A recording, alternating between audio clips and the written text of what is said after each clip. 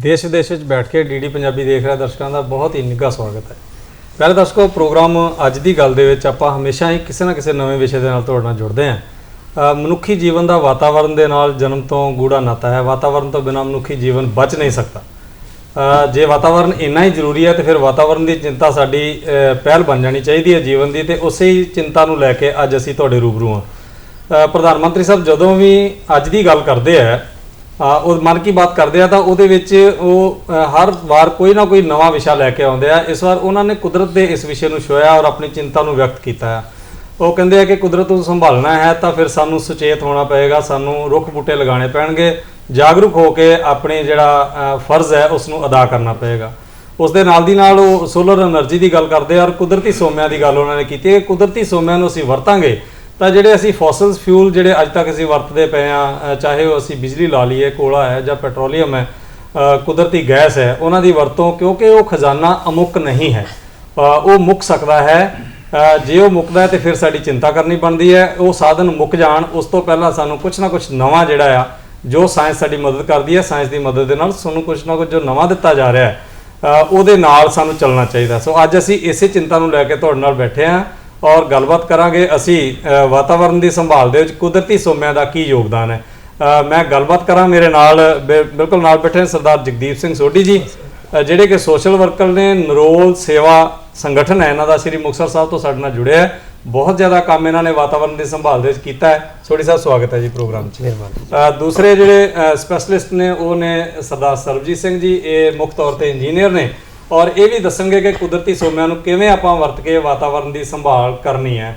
असी इस तो पहला कि प्रोग्राम ਨੂੰ अगे चलाइए प्रधानमंत्री साहब की चिंता तुहाडे नाल जरूर तुहाडे तक लैके आउणा चाहुंदे हैं। एक क्लिप दिखाने हैं जिहदे विच वातावरण की संभाल बारे गलबात करनगे। आओ सुनते हैं प्रधानमंत्री साहब के विचारां। मेरे प्यारे देशवासियों, पर्यावरण के प्रति संवेदनशीलता हमारे समाज के कण कण में समाहित है और इसे हम अपने चारों ओर महसूस कर सकते हैं। देश में ऐसे लोगों की कमी नहीं जो पर्यावरण की रक्षा के लिए अपना जीवन खपा देते हैं। कर्नाटका के बेंगलुरु में रहने वाले सुरेश कुमार जी से उनमें प्रकृति और पर्यावरण की रक्षा के लिए गजब का जुनून है। 20 साल पहले उन्होंने शहर के सहकार नगर के एक जंगल को फिर से हरा भरा करने का बीड़ा उठाया था। ये काम मुश्किलों से भरा था, लेकिन 20 साल पहले लगाए गए वो पौधे आज 40-40 फीट ऊंचे विशालकाय पेड़ बन चुके हैं। अब इनकी सुंदरता हर किसी का मन मोह लेती है। इससे वहां रहने वाले लोगों को भी बड़े गर्व की अनुभूति होती है। असी प्रधानमंत्री साहब की चिंता सुन रहे थे कि किस तरह वो खुशी व्यक्त कर रहे हैं कि 20 साल पहला लगाए जोड़े पौधे है छोटे छोटे वो अज बड़े विशाल रुख बन चुके हैं। उन्होंने गलबात तो स्पष्ट है कि रुखों का साडे जीवन में कितना महत्व है और किन्ने उन्होंने मन च तत्परता है कि असी इस पासे नूं अपना ध्यान आकर्षित करिए और मुड़िए इस पासे नूं। जगदीप जी, मैं तुहानूं सवाल किया सीगा कि वातावरण दे विच रुखों की जिवें आपां सुण भी लिया विचार, तुसीं की समझदे हो कि इस पासे कितना तेजी नाल पैर पटना पएगा सर? और देखो, वातावरण की शुद्धता वास्ते जिहड़े दरख्त लाने वो बहुत जरूरी है। साडे गुरु साहिबान ने भी उन्हों का पवित्र फरमान है, पवन गुरु पानी पिता। पवन नूं गुरु मन्निया। गुरु की शुद्धता वास्ते ये दरख्त जिहड़े है ये जिहड़ी साडी हवा है उहनूं साफ करदे आ। असी पिछले लंबे समय तो 15 साल तो असी जिहड़ी सेवा कर रहे हैं। इस वार असी जंगी पद्धर ते 18,500 जिहड़ा वो दरख्त है वो लाया है, जिहदे विच पिंड धूलकोट की जिहड़ी 20 एकड़ ਦੀ पंचायती ਜ਼ਮੀਨ, बाकी होर ਵੱਖ-ਵੱਖ ਥਾਵਾਂ ਤੇ जो ਸਾਂਝੀਆਂ ਥਾਵਾਂ है जिथे भी सानू जगह मिलती है जिथे दरख्त लग सकते ते कल्ले दरख्त लाउण तक नहीं भी दरख्त आपां ला के ते उहनूं छड्डदा, उस तो भी जिहड़ा वध जरूरी है इहदी संभाल है। हाँ, मैं यही सवाल करना सी भी लगाए किन्ने हैं ते पले किन्ने हैं हुण तक? 18,500 असी दरख्त जिहड़ा इस वार लगाया जो पंचायती जमीन पिंड धूलकोट दी जिहड़ी तो मैं इहदी डिटेल लवांगा तुहाडे कोलों। मैं प्रधानमंत्री साहब दे अच्छा ये तुहाडे द्वारा कीता काम दिखाया जा रहा है कि किस प्रकार ये संस्था जिहड़ी है पिंड धूलकोट दे विच अपना काम करदी है वातावरण की संभाल बारे। बहुत अच्छा लग रहा है तुहानूं पूरी टीम नूं काम करदिआं देख के। ਕਿ ਵਾਤਾਵਰਣ ਬਾਰੇ ਤੁਸੀਂ ਚਿੰਤਤ ਵੀ ਹੋ ਔਰ 18,500 ਬੂਟਾ ਜਿਹੜਾ ਤੁਸੀਂ ਲਗਾਇਆ ਹੈ। ਤੁਸੀਂ ਦੱਸ ਰਹੇ ਸੀ ਮੈਨੂੰ ਹੁਣੇ ਆਫਲਾਈਨ ਬੈਠੇ ਅਸੀਂ ਗੱਲ ਕਰ ਰਹੇ ਸੀ ਕਿ ਬਹੁਤ ਸਾਰੇ ਬੂਟੇ ਤੁਸੀਂ ਪਿਛਲੇ 15 ਸਾਲ ਤੋਂ ਲਗਾਏ ਹੈ ਔਰ ਵੱਡੀ ਗਿਣਤੀ ਦੇ 'ਚ ਉਹਨਾਂ ਬੂਟਿਆਂ ਨੂੰ ਸਿਰੇ ਚਾੜਿਆ, ਮਤਲਬ ਪਾਲਿਆ, ਪਾਲਣ ਵੱਲ ਵੀ ਧਿਆਨ ਦਿੱਤਾ ਹੈ।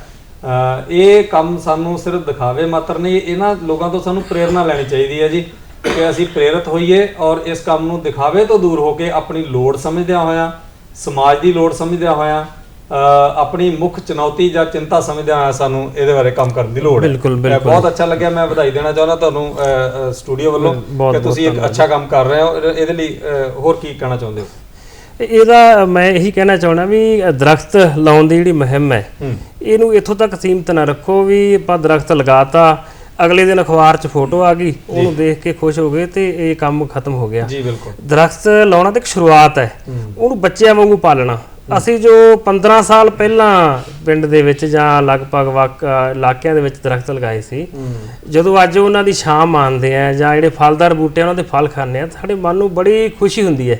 ਤਾਂ ਸਾਰਿਆਂ ਦੇ ਵਿੱਚ ਇਹ ਭਾਵਨਾ ਹੋਣੀ ਚਾਹੀਦੀ ਹੈ ਵੀ ਆਪਾਂ ਇਹਨਾਂ ਨੂੰ ਪੁੱਤਾਂ ਵਾਂਗੂ ਪਾਲੀਏ ਵੀ, ਤਾਂ ਹੀ ਆਪਣੀ ਜਿਹੜੀ ਕੀਤੀ ਸੇਵਾ ਹੈ ਇਹ ਸਮਾਜ ਦੇ ਕੰਮ ਵੀ ਆਉਂਦੀ ਹੈ ਤੇ ਦੇਸ਼ ਦੇ ਕੰਮ। ਬਹੁਤ ਵਧੀਆ ਤੁਸੀਂ ਕੰਮ ਜਿਹੜਾ ਕਰ ਰਹੇ ਹੋ। ਤੇ ਪ੍ਰਧਾਨ ਮੰਤਰੀ ਜੀ ਆਪਣੇ ਜਦੋਂ ਸੰਬੋਧਨ ਕਰਦੇ ਆ ਉਹਦੇ ਵਿੱਚ ਉਹ ਜਿਹੜੇ ਕੁਦਰਤੀ ਸੋਮੇ ਹੈਗੇ ਆ ਉਹਨਾਂ ਦੀ ਗੱਲ ਕਰਦੇ ਆ ਕਿ ਇਕੱਲਾ ਰੁੱਖ ਲਗਾਉਣ ਨਾਲ ਹੀ ਨਹੀਂ ਹੈ। ਜੋ ਅਸੀਂ ਕੁਦਰਤੀ ਸਾਧਨ ਸਾਨੂੰ ਪਰਮਾਤਮਾ ਨੇ ਦਿੱਤੇ ਆ, ਉਹ ਕਿਸੇ ਨਾ ਕਿਸੇ ਹੱਦ ਤੱਕ ਕੁਝ ਸਾਧਨ ਜਿਵੇਂ ਅਸੀਂ ਪਥਰਾਟ ਬਾਲਣ ਦੀ ਗੱਲ ਕਰਦੇ ਆ, ਫੋਸਲ ਫਿਊਲ ਦੀ ਗੱਲ ਕਰਦੇ ਆ, ਉਹ ਲਿਮਟਡ ਹੈ। ਜਦੋਂ ਮੁੱਕ ਜਾਣਗੇ, ਜਿਵੇਂ ਕਿਹਾ ਜਾਂਦਾ ਕਿ ਕੋਲਾ ਆਉਣ ਵਾਲੇ 2040 ਤੋਂ 50 ਦੇ ਵਿੱਚ ਖਤਮ ਹੋ ਜਾਏਗਾ ਔਰ ਉਹ ਜਦੋਂ ਖਤਮ ਹੋ ਗਿਆ ਫਿਰ ਕੀ ਕਰਾਂਗੇ, ਉਹ ਸਾਨੂੰ ਸੋਚਣ ਦੀ ਲੋੜ ਆ। ਆਓ ਦੇਖੀਏ ਪ੍ਰਧਾਨ ਮੰਤਰੀ ਜੀ ਇਹਦੇ ਉੱਤੇ ਕੀ ਚਿੰਤਾ ਵਿਅਕਤ ਕਰਦੇ ਆ।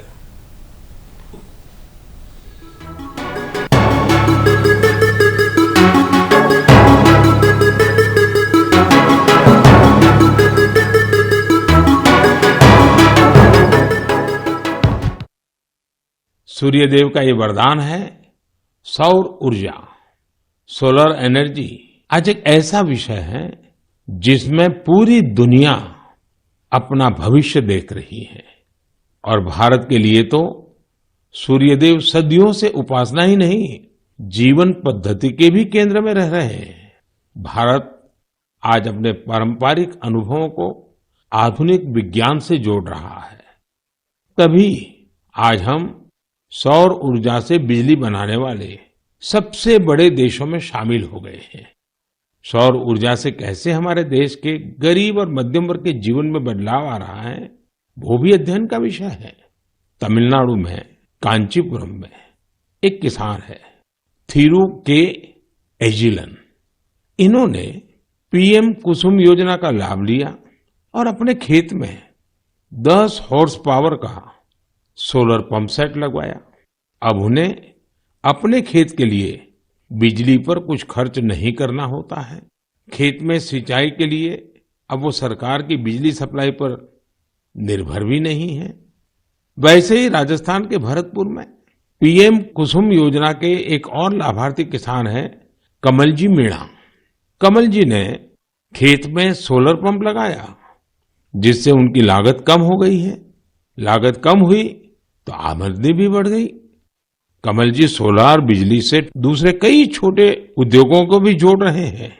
उनके इलाके में लकड़ी का काम है, गाय के गोबर से बनने वाले उत्पाद हैं, इनमें भी सोलर बिजली का इस्तेमाल हो रहा है। वो 10-12 लोगों को रोजगार भी दे रहे हैं। यानी कुसुम योजना से कमल जी ने जो शुरुआत की उसकी महक कितने ही लोगों तक पहुंचने लगी है।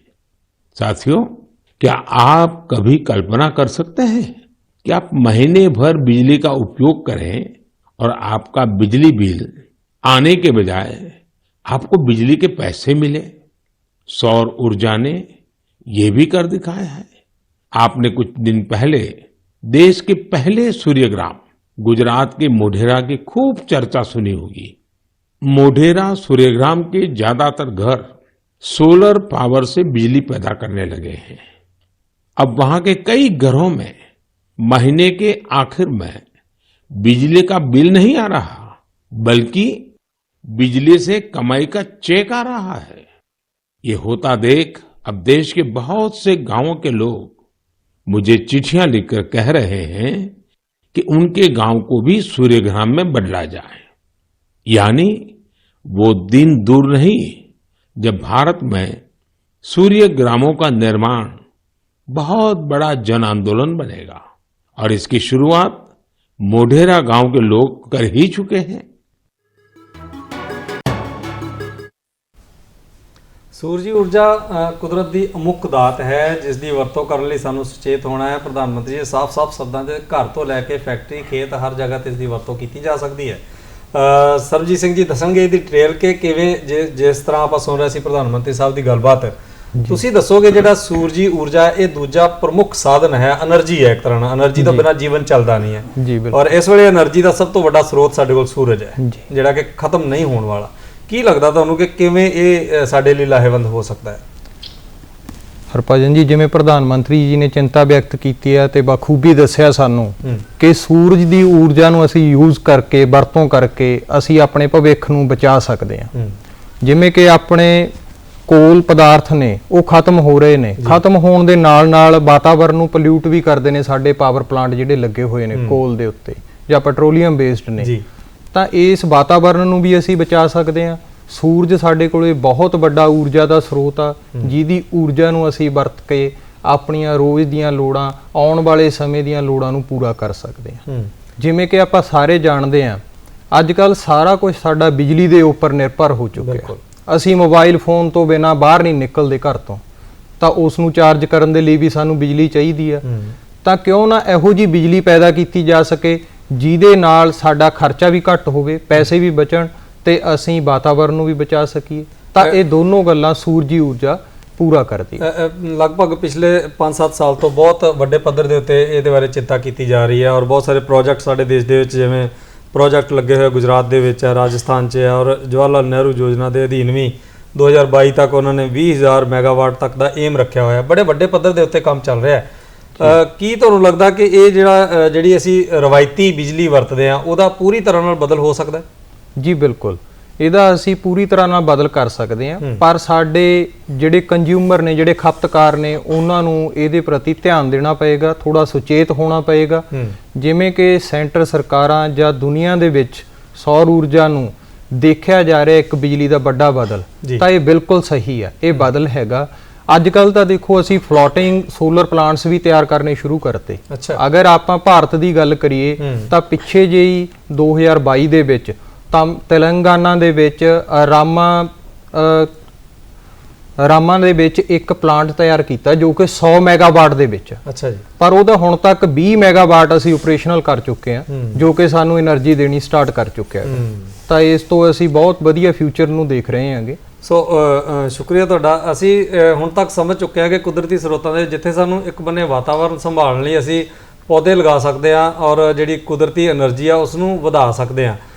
ਇੱਕ ਤਾਂ ਅਸੀਂ ਜਿਹੜੇ ਕੁਦਰਤੀ ਸਰੋਤ ਆ ਉਹਨਾਂ ਨੂੰ ਲੰਬੇ ਸਮੇਂ ਤੱਕ ਵਰਤਣ ਲਈ ਬਚਾ ਸਕਦੇ ਹਾਂ। ਦੂਸਰੀ ਗੱਲ ਕਿ ਅਸੀਂ ਨਾਲ ਦੀ ਨਾਲ ਇਹ ਜਿਹੜੀ ਸਾਡੀ ਮਾਂ ਧਰਤੀ ਹੈ, ਇਸ ਪਲੈਨਟ ਨੂੰ ਅਸੀਂ ਬਚਾ ਸਕਦੇ ਹਾਂ। ਇਹਦੇ ਨਾਲ ਜਿਹੜਾ ਸਾਡਾ ਸਿਹਤ ਸੁਧਾਰ ਹੈ ਉਹ ਵੀ ਵਧੇਗਾ ਔਰ ਸਾਡਾ ਜੀਵਨ ਜਿਹੜਾ ਸੁਖਮਈ ਹੋਏਗਾ।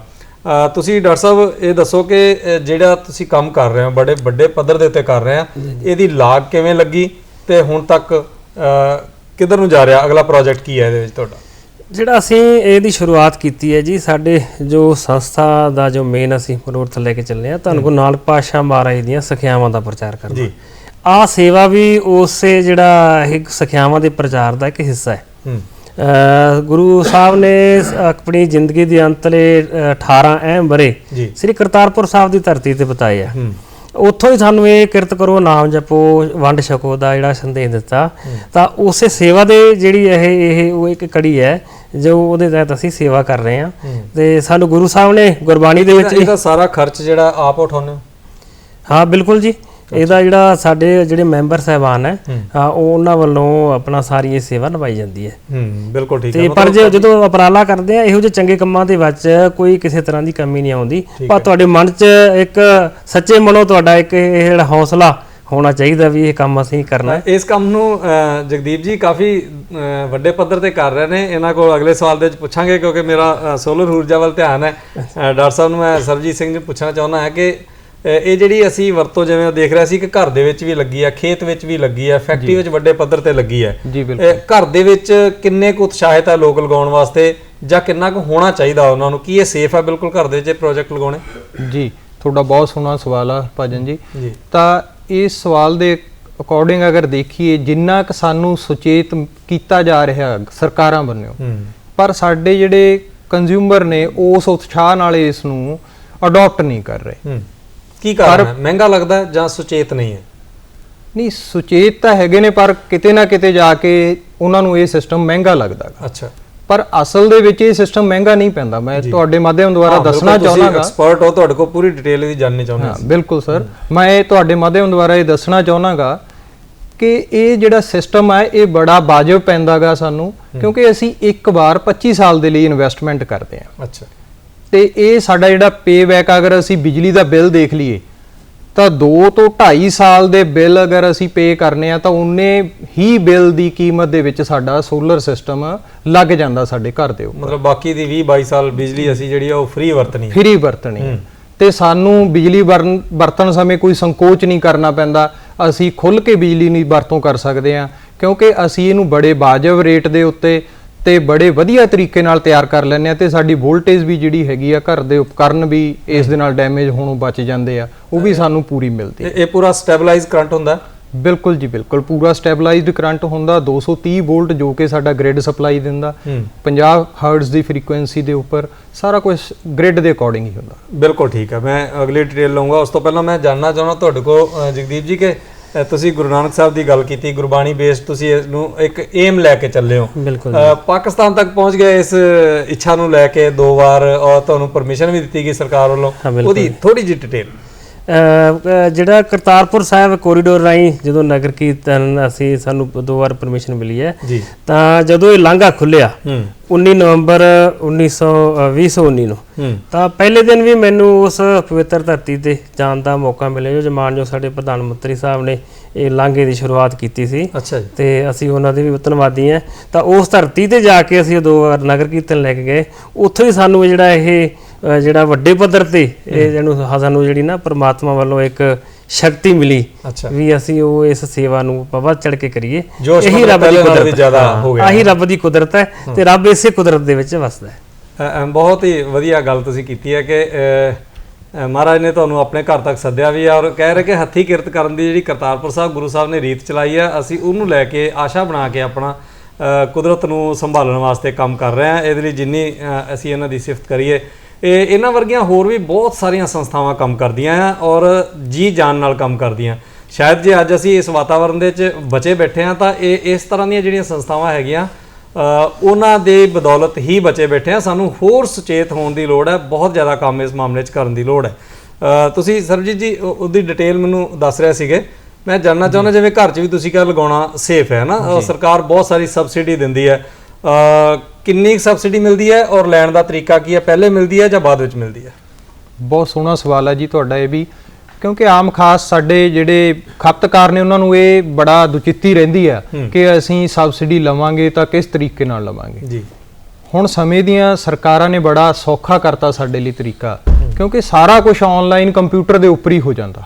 ਅਸੀਂ ਆਨਲਾਈਨ ਆਪਣੀ ਐਪਲੀਕੇਸ਼ਨ ਫਾਈਲ ਕਰ ਸਕਦੇ ਹਾਂ, ਜਿਹਦੇ ਵਿੱਚ ਸਾਡਾ ਮੋਬਾਈਲ ਨੰਬਰ ਹੁੰਦਾ, ਉਹਦੇ ਤੇ ਸਾਨੂੰ OTP ਆਉਂਦਾ, ਫਿਰ ਸਾਡੀ ਉਹ ਐਪਲੀਕੇਸ਼ਨ ਡਿਸਕੌਮ ਦੁਆਰਾ PSPCL ਦੁਆਰਾ ਮਾਨ ਕੀਤੀ ਜਾਂਦੀ ਹੈ, ਪ੍ਰਵਾਨਗੀ ਮਿਲਦੀ ਹੈ। ਪ੍ਰਵਾਨਗੀ ਤੋਂ ਬਾਅਦ ਉਹ ਸਿਸਟਮ ਜਿਹੜਾ ਹੈ ਤੁਸੀਂ ਆਪਣੇ ਮਨ ਚਾਹੇ ਕਿਸੇ ਵੀ ਇੰਸਟਾਲਰ ਕੋਲੋਂ, ਜੋ ਵੀ ਵੈਂਡਰ ਨੇ ਸੋਲਰ ਦੇ ਉੱਤੇ ਕੰਮ ਕਰਦੇ ਉਹਨਾਂ ਤੋਂ ਲਗਵਾ ਸਕਦੇ ਹੋ। ਲਗਵਾਉਣ ਤੋਂ ਬਾਅਦ ਉਸ ਦੀ ਰਿਪੋਰਟ ਫਾਈਲ ਹੁੰਦੀ ਹੈ, ਉਹ ਰਿਪੋਰਟ ਫਾਈਲ ਹੋਣ ਤੋਂ ਬਾਅਦ ਇੰਸਪੈਕਸ਼ਨ ਹੁੰਦੀ ਹੈ। ਇੰਸਪੈਕਸ਼ਨ ਹੋਣ ਤੋਂ ਬਾਅਦ ਇਸ ਦੀ ਐਪਲੀਕੇਸ਼ਨ ਦਾ ਪ੍ਰੋਸੈਸ ਪੂਰਾ ਹੋ ਜਾਂਦਾ। ਉਹ ਪ੍ਰੋਸੈਸ ਪੂਰਾ ਹੋਣ ਤੋਂ ਬਾਅਦ ਕੁਝ ਸਮੇਂ ਬਾਅਦ ਜਿਹੜੀ ਖਪਤਕਾਰ ਦੇ ਖਾਤੇ ਦੇ ਵਿੱਚ ਸਬਸਿਡੀ ਆ ਜਾਂਦੀ ਹੈ। ਇੱਕ ਮਾੜਾ ਜਿਹਾ ਰੋਕਾਂਗਾ ਤੁਹਾਨੂੰ, ਇਹ ਪ੍ਰੋਜੈਕਟ ਕੀ ਅਸੀਂ ਜਿੱਦਾਂ ਬਾਜ਼ਾਰ 'ਚੋਂ ਹੋਰ ਚੀਜ਼ਾਂ ਲੈ ਆਉਂਦੇ ਆ ਜਾ ਕੇ ਖਰੀਦ ਕੇ, ਕੀ ਇਸ ਪ੍ਰੋਜੈਕਟ ਨੂੰ ਅਸੀਂ ਸਰਕਾਰੀ ਦਖਲਅੰਦਾਜ਼ੀ ਤੋਂ ਬਿਨਾਂ ਜਾਂ ਫਾਰਮ ਭਰਾਈ ਤੋਂ ਬਿਨਾਂ ਵੀ ਕਰ ਸਕਦੇ ਆ, ਜਾਂ ਉਹ ਇੱਕ ਸਿਸਟਮ ਦੇ ਵਿੱਚੋਂ ਲੰਘ ਕੇ ਆਉਣਾ ਪਏਗਾ? ਨਹੀਂ, ਬਿਲਕੁਲ ਅਸੀਂ ਕਰ ਸਕਦੇ ਹਾਂ, ਕਿਉਂਕਿ ਇਸ ਦੇ ਵਿੱਚ 3 ਤਰ੍ਹਾਂ ਦੇ ਸਿਸਟਮ ਨੇ। ਹਾਂਜੀ, ਇੱਕ ਸਿਸਟਮ ਹੈਗਾ ਜੀ ਔਨ ਗ੍ਰਿਡ ਸਿਸਟਮ, ਜਿਹਦੇ ਵਿੱਚ ਅਸੀਂ ਗ੍ਰਿਡ ਨਾਲ ਜੁੜੇ ਹੁੰਨੇ ਆ। ਉਸ ਨੂੰ ਸਾਨੂੰ ਇਸ ਪ੍ਰੋਸੈਸ ਦੇ ਵਿੱਚੋਂ ਦੀ ਲੰਘ ਕੇ ਹੀ ਕਰਨਾ ਪੈਣਾ। ਉਸ ਸਿਸਟਮ ਨੂੰ ਅਸੀਂ ਬਿਨਾਂ ਸਰਕਾਰ ਤੋਂ ਨਹੀਂ ਖਰੀਦ ਸਕਦੇ। ਠੀਕ ਹੈ। ਦੂਸਰਾ ਸਿਸਟਮ ਹੈਗਾ ਜੀ ਆਫ ਗ੍ਰਿਡ ਸਿਸਟਮ, ਜਿਹਦੇ ਵਿੱਚ ਅਸੀਂ ਬਿਜਲੀ ਦਾ ਬੈਕਅਪ ਤਿਆਰ ਕਰਦੇ ਹਾਂ, ਬਿਜਲੀ ਨੂੰ ਸਟੋਰ ਕਰ ਸਕਦੇ ਹਾਂ ਜੀ ਤੇ ਬਾਅਦ ਦੇ ਵਿੱਚ ਉਸ ਨੂੰ ਵਰਤੋਂ ਕਰ ਸਕਦੇ ਹਾਂ ਉਸ ਦੀ। ਉਸ ਸਿਸਟਮ ਦੇ ਲਈ ਸਾਨੂੰ ਸਰਕਾਰ ਦੀ ਪ੍ਰਵਾਨਗੀ ਦੀ ਕੋਈ ਜ਼ਰੂਰਤ ਨਹੀਂ ਹੁੰਦੀ। ਹਾਂ ਬਿਲਕੁਲ, ਜਿਹੜੀ ਇਹਨਾਂ ਨੇ ਦੱਸਿਆ ਔਨ ਗ੍ਰਿਡ ਸਿਸਟਮ, ਇਹਦੇ 'ਚ ਜਿਵੇਂ ਅਸੀਂ ਬਾਕੀ ਬਿਜਲੀ ਨੂੰ ਸਟੋਰ ਨਹੀਂ ਕਰ ਸਕਦੇ ਤਾਂ ਔਨ ਗ੍ਰਿਡ ਸਿਸਟਮ 'ਚ ਅਸੀਂ ਸਟੋਰ ਨਹੀਂ ਕਰ ਸਕਦੇ। ਜੋ ਪ੍ਰੋਡਕਸ਼ਨ ਹੋਏਗੀ ਉਹ ਯੂਜ਼ ਕੀਤੀ ਜਾਏਗੀ, ਚਾਹੇ ਅਸੀਂ ਕਰੀਏ ਚਾਹੇ ਵਾਧੂ ਦੀ ਬਿਜਲੀ ਜਿਹੜੀ ਆ ਉਹ ਸਰਕਾਰ ਯੂਜ਼ ਕਰੇ। ਲੇਕਿਨ ਆਫ ਗ੍ਰਿਡ ਸਿਸਟਮ ਦੇ ਵਿੱਚ ਅਸੀਂ ਬਿਜਲੀ ਸਟੋਰ ਕਰ ਸਕਦੇ ਹਾਂ। ਇਹ ਬੜੀ ਖੁਸ਼ੀ ਵਾਲੀ ਗੱਲ ਹੈ। ਬੇਸ਼ੱਕ ਇਹ ਦੱਸ ਰਿਹਾ ਸੀ ਕਿ ਥੋੜਾ ਜਿਹਾ ਮਹਿੰਗਾ ਸਿਸਟਮ ਹੈ। ਜਦੋਂ ਬਿਜਲੀ ਅਸੀਂ ਘਰ ਪੈਦਾ ਕਰਦੇ ਹਾਂ, ਦੇਖੋ ਜਰਾ ਮਨ ਦੇ ਵਿੱਚ ਸੋਚੀਏ ਅਸੀਂ ਕਿ ਸਾਡੀ ਛੱਤ ਉੱਤੇ ਪ੍ਰੋਜੈਕਟ ਲੱਗਾ, ਅਸੀਂ ਘਰ ਖੁਦ એનર્ਜੀ ਪੈਦਾ ਕਰ ਰਹੇ ਹਾਂ ਔਰ ਖੁਦ ਯੂਜ਼ ਕਰ ਰਹੇ ਹਾਂ। ਜਿਹੜੀ ਵੱਧ ਰਹੀ ਹੈ ਉਹ ਸਾਡੇ ਆਂਢੀ ਗੁਆਂਢੀ ਸਰਕਾਰ ਦੀ ਸਹਾਇਤਾ ਦੇ ਨਾਲ ਉਹ ਸਰਕੂਲੇਟ ਹੋ ਕੇ ਉਹਨਾਂ ਨੂੰ ਮਿਲਦੀ ਹੈ ਔਰ ਅਸੀਂ ਸਾਂਝੇ ਆਪਣੇ ਯਤਨਾਂ ਦੇ ਨਾਲ ਸਮਾਜ ਨੂੰ ਕੁਝ ਆਪਣਾ ਤੇ ਫਾਇਦਾ ਕਰ ਹੀ ਰਹੇ ਹਾਂ, ਵਿੱਤੀ ਤੌਰ ਤੇ ਸਮਾਜ ਨੂੰ ਵੀ ਕੁਝ ਦੇ ਰਹੇ ਹਾਂ। ਇਹ ਬੜਾ ਚੰਗੀ ਪਹਿਲ ਹੈ, ਬਹੁਤ ਚੰਗੀ ਗੱਲ ਹੈ ਜੀ। ਇਸ ਦੇ ਵਿੱਚ ਜਦੋਂ ਅਸੀਂ ਕੋਈ ਪ੍ਰੋਜੈਕਟ ਸੋਲਰ ਦਾ ਆਪਣੀ ਛੱਤ ਦੇ ਉੱਪਰ ਲਗਵਾਇਆ ਹੁੰਦਾ ਤਾਂ ਸਾਡੀ ਉੱਪਰਲੀ ਛੱਤ ਵੀ ਠੰਡੀ ਰਹਿੰਦੀ ਹੈ। ਇਹਦਾ ਇਹ ਵੀ ਬੈਨੀਫਿਟ ਆ, ਅਗਰ ਅਸੀਂ ਏਸੀ ਵਰਤਦੇ ਹਾਂ ਤਾਂ ਉਹ ਜਲਦੀ ਕੱਟ ਕਰਨ ਲੱਗ ਜਾਂਦਾ, ਜਲਦੀ ਠੰਡਾ ਹੋ ਜਾਂਦਾ। ਡਰ ਮਾੜਾ ਜਿਹਾ ਡਰ ਹੋ ਸਕਦਾ ਮਨ 'ਚ ਕਿ ਘਰ ਸਿਸਟਮ ਲੱਗਣਾ, ਤਾਰਾਂ ਹੈ ਜਾਂ ਕੁਝ ਹੈ, ਤਾਂ ਕੋਈ ਬੱਚਿਆਂ ਦਾ ਜਾਂ ਟੱਚ ਕਰਨ ਦਾ ਕੋਈ ਇਸ ਤਰ੍ਹਾਂ ਦੀ ਕੋਈ ਡਰ ਤਾਂ ਨਹੀਂ ਸੇਫਟੀ ਪੁਆਇੰਟ ਆਫ ਵਿਊ? ਨਹੀਂ ਜੀ, ਬਿਲਕੁਲ ਇਹੋ ਜਿਹਾ ਕੋਈ ਡਰ ਨਹੀਂ, ਕਿਉਂਕਿ ਸੋਲਰ ਪ੍ਰੋਜੈਕਟ ਦੇ ਵਿੱਚ ਅਸੀਂ 3 ਅਰਥਿੰਗ ਯੂਜ਼ ਕਰਦੇ ਹਾਂ। ਅੱਛਾ। ਇੱਕ ਸਪੈਸ਼ਲ ਡੀਸੀ ਸਪਲਾਈ ਦੇ ਲਈ, ਡਾਇਰੈਕਟ ਕਰੰਟ ਦੇ ਲਈ, ਇੱਕ ਏਸੀ ਦੇ ਲਈ ਤੇ ਇੱਕ ਫਲੈਸ਼ ਲਾਈਟ ਦੇ ਲਈ ਅਸਮਾਨੀ ਬਿਜਲੀ ਤੋਂ ਅਸੀਂ ਅਰਥ ਕਰਦੇ ਹਾਂ। ਤਾਂ ਉਸ ਦੇ ਨਾਲ ਅਸੀਂ ਪੂਰੇ ਘਰ ਨੂੰ ਬਚਾ ਸਕਦੇ ਹਾਂ। ਹਾਂ ਬਿਲਕੁਲ, ਜਿਵੇਂ ਅਸੀਂ એનર્ਜੀ ਦੀ ਗੱਲ ਕਰਦੇ ਪਏ ਹਾਂ ਤੇ ਸਾਡੀ ਅੱਜ ਦੀ ਚੁਣੌਤੀ ਹੈ ਸਾਡੇ ਵਾਸਤੇ ਉਹ ਹੈ ਕਲਾਈਮੇਟ ਚੇਂਜ। ਮੌਸਮ ਚੇਂਜ ਹੁੰਦਾ ਜਾ ਰਿਹਾ ਹੈ, ਜਿਹੜੇ ਬਹੁਤ ਸਾਰੇ ਸਮੁੰਦਰ ਦਾ ਲੈਵਲ ਉੱਪਰ ਜਾ ਰਿਹਾ, ਤਾਪਮਾਨ ਵੱਧ ਰਿਹਾ। ਰੁੱਖ ਬੂਟੇ ਤਾਂ ਲਾਉਂਦੇ ਹੀ ਹੋ, ਜਿਵੇਂ ਅਸੀਂ ਸੋਲਰ એનર્ਜੀ ਦੀ ਵੀ ਨਾਲ ਦੀ ਨਾਲ ਗੱਲ ਕਰਦੇ ਪਏ ਹਾਂ। ਇਹ ਜਿਹੜਾ ਕਲਾਈਮੇਟ ਚੇਂਜ ਹੈ ਇਹਦੇ 'ਚ ਇਹ ਦੋਨੋਂ ਪੱਖਾਂ ਨੂੰ ਲੈ ਕੇ ਦੱਸੋ ਵੀ ਕਿਵੇਂ ਅਸੀਂ ਬਚ ਸਕਦੇ ਹਾਂ। ਬਿਲਕੁਲ ਜੀ, ਜਿੱਥੇ ਤੁਸੀਂ ਆ ਦੇਖੋ ਗੱਡੀਆਂ ਕਿੰਨੀਆਂ ਵੱਧ ਚੁੱਕੀਆਂ, ਕਿੰਨਾ ਇੱਕ ਪ੍ਰਦੂਸ਼ਣ ਦਾ ਕਾਰਨ ਬਣਿਆ ਜੀ। ਮਹਾਮਾਰੀ ਕਰੋਨਾ ਕਾਲ ਭਾਵੇਂ ਸਾਡੇ ਆਪਣੇ ਵਾਸਤੇ ਬਹੁਤ ਹੀ ਮਾੜੀ ਜਿਹੜਾ ਸਮਾਂ ਸੀਗਾ, ਪਰ ਉਹਦੇ ਵਿੱਚ ਕਈ ਗੱਲਾਂ ਦਾ ਸਾਨੂੰ ਤਜਰਬਾ ਵੀ ਦੇਖੋ ਹੋਇਆ। ਸਾਰੀਆਂ ਗੱਡੀਆਂ ਘਰ ਵਿੱਚ ਖੜ ਗਈਆਂ, ਸਾਰਾ ਕੁਝ ਬੰਦ ਹੋ ਗਿਆ, ਤਾਂ ਮੌਸਮ ਦੇ ਵਿੱਚ ਕਿੰਨੀ ਤਬਦੀਲੀ ਆਈ। ਤੁਸੀਂ ਇੱਥੇ ਜਲੰਧਰ 'ਚ ਬੈਠੇ ਜਿਹੜੇ ਡਲਹੌਜੀ ਦੇ ਪਹਾੜ ਦੇਖ ਸਕਦੇ ਆਰਾਮ ਨਾਲ। ਮੈਂ ਆਪਣੇ ਪਿੰਡ ਤੋਂ ਬਠਿੰਡੇ ਦੇ ਥਰਮਲ ਦੇਖ ਸਕਦਾ ਸੀ। ਤਾਂ ਸਾਨੂੰ ਇੱਕ ਬੜਾ ਸੌਖੇ ਤਰੀਕੇ ਨਾਲ ਜਿਹੜਾ ਉਹ ਸਮਝ ਜਾਣਾ ਚਾਹੀਦਾ ਹੈ ਵੀ ਸਾਨੂੰ ਹੁਣ ਬੰਦੇ ਬਣ ਕੇ ਜਿਹੜਾ ਇਹ ਕੰਮ ਇਸ ਵਿੱਚ ਮੁੜਨਾ ਪਏਗਾ। ਬਿਲਕੁਲ ਬਿਲਕੁਲ। ਤੁਸੀਂ ਸਰਬਜੀਤ ਸਿੰਘ ਜੀ ਥੋੜਾ ਜਿਹਾ ਨਾਲ ਲੱਗਦੇ ਹੱਥ ਇਹ ਵੀ ਦੱਸ ਦਿਓ ਕਿ ਜਦੋਂ ਇਹਦੀ ਫਿਟਿੰਗ ਕਰਵਾਉਣੀ ਹੈ, ਅਸੀਂ ਘਰ ਦੇ ਵਿੱਚ ਸਿਸਟਮ ਅਸੀਂ ਕਰ ਲਿਆ, ਤਾਂ ਉਹ ਇੱਕ ਸਪੈਸ਼ਲਾਈਜ਼ਡ ਬੰਦੇ ਕੋਲ ਕਰਵਾਉਣਾ ਚਾਹੀਦਾ, ਉਹਦੇ 'ਚ ਕਿਹੜੀਆਂ-ਕਿਹੜੀਆਂ ਸਾਵਧਾਨੀਆਂ ਲੈਣੀਆਂ ਚਾਹੀਦੀਆਂ? ਬਹੁਤ ਸੋਹਣਾ ਕੁਐਸਚਨ ਹੈ ਜੀ ਫਿਰ ਤੋਂ ਤੁਹਾਡਾ, ਕਿਉਂਕਿ ਇਹ ਬਹੁਤ ਜ਼ਰੂਰੀ ਹੈ। ਅਸੀਂ ਬਿਜਲੀ ਪੈਦਾ ਕਰਨ ਜਾ ਰਹੇ ਹਾਂ ਤੇ ਉਹ ਬਿਜਲੀ ਚੰਗੀ ਤਰ੍ਹਾਂ ਨਾਲ ਅਸੀਂ ਪੈਸਾ ਲਾਏ ਉਹਦਾ ਪੂਰਾ ਮੁੱਲ ਸਾਨੂੰ ਮਿਲ ਸਕੇ, ਤਾਂ ਉਹ ਸਿਸਟਮ ਨੂੰ ਸਹੀ ਤਰੀਕੇ ਨਾਲ ਲਗਾਉਣਾ ਬਹੁਤ ਜ਼ਰੂਰੀ ਆ। ਅਗਰ ਮੈਂ ਡਿਗਰੀ ਦੀ ਗੱਲ ਕਰਾਂ ਤਾਂ ਇਸ ਦੇ ਵਿੱਚ ਅਸੀਂ 160 ਡਿਗਰੀ ਤੋਂ ਲੈ ਕੇ 200 ਡਿਗਰੀ ਦੇ ਵਿੱਚ ਅਸੀਂ ਪਲਾਂਟ ਨੂੰ ਅਗਰ ਇੰਸਟਾਲ ਕਰਦੇ ਹਾਂ ਤਾਂ ਪ੍ਰੋਡਕਸ਼ਨ ਵਧੇਗੀ। ਉਸ ਤੋਂ ਬਾਅਦ ਪੈਨਲ ਦੇ ਉੱਤੇ ਡਿਪੈਂਡ ਆ ਕਿ ਅਸੀਂ ਕਿਹੜਾ ਪੈਨਲ ਵਰਤ ਰਹੇ ਹਾਂ ਜੀ। ਅਗਰ ਅਸੀਂ ਪੋਲੀ ਦਾ ਪੈਨਲ, ਪੋਲੀ ਕ੍ਰਿਸਟਲਾਈਨ ਪੈਨਲ ਵਰਤ ਰਹੇ ਹਾਂ ਤਾਂ ਜਿਹੜਾ ਐਂਗਲ ਆ ਉਹ ਅਸੀਂ ਰੱਖ ਸਕਦੇ ਹਾਂ 20 ਤੋਂ 22। ਮੈਨੂੰ ਰੋਕਣਾ ਪਏਗਾ, ਤੁਹਾਡਾ ਵਿਸ਼ਾ ਇੰਨਾ ਵਸੀਹ ਹੈ ਕਿ ਇਹਨੂੰ ਅਸੀਂ ਕੰਪਲੀਟ ਨਹੀਂ ਕਰ ਪਾ ਰਹੇ, ਲੇਕਿਨ ਬਹੁਤ ਅੱਛਾ ਤੁਸੀਂ ਸਾਨੂੰ ਜਾਣਕਾਰੀ ਦਿੱਤੀ ਸਾਡੇ ਦਰਸ਼ਕਾਂ ਵਾਸਤੇ ਔਰ ਤੁਸੀਂ ਸਾਡੇ ਦਰਸ਼ਕਾਂ ਦਾ ਉਤਸ਼ਾਹ ਵਧਾਇਆ। ਪਿਆਰੇ ਦਰਸ਼ਕੋ, ਗੱਲ ਇਹ ਹੈ ਕਿ ਅਸੀਂ ਕੁਦਰਤੀ ਸੋਮਿਆਂ ਦੀ ਜਿੱਦਾਂ ਵੀ ਸੰਭਾਲ ਕਰ ਸਕਦੇ ਹਾਂ, ਸਾਰਿਆਂ ਨੇ ਰਲ ਮਿਲ ਕੇ ਸੰਭਾਲ ਕਰੀਏ ਔਰ ਕੁਦਰਤੀ ਸੋਮਿਆਂ ਦੀ ਵਰਤੋਂ ਕਰਦਿਆਂ ਹੋਇਆਂ ਜੋ ਰਵਾਇਤੀ ਢੰਗ ਹੈਗੇ ਉਹਨਾਂ ਨੂੰ ਬਦਲੀਏ ਤਾਂ ਕਿ ਆਉਣ ਵਾਲਾ ਸਮਾਂ ਜਿਹੜਾ ਆ ਉਹ ਸਾਡੇ ਲਈ ਚੰਗਾ ਔਰ ਖੁਸ਼ੀਆਂ ਵਾਲਾ ਹੋਵੇ। ਫਿਰ ਨਵੇਂ ਵਿਸ਼ੇ ਨਾਲ ਜੁੜਾਂਗੇ, ਤਦ ਤੱਕ ਲਈ ਸ਼ੁਕਰੀਆ, ਮਿਹਰਬਾਨੀ।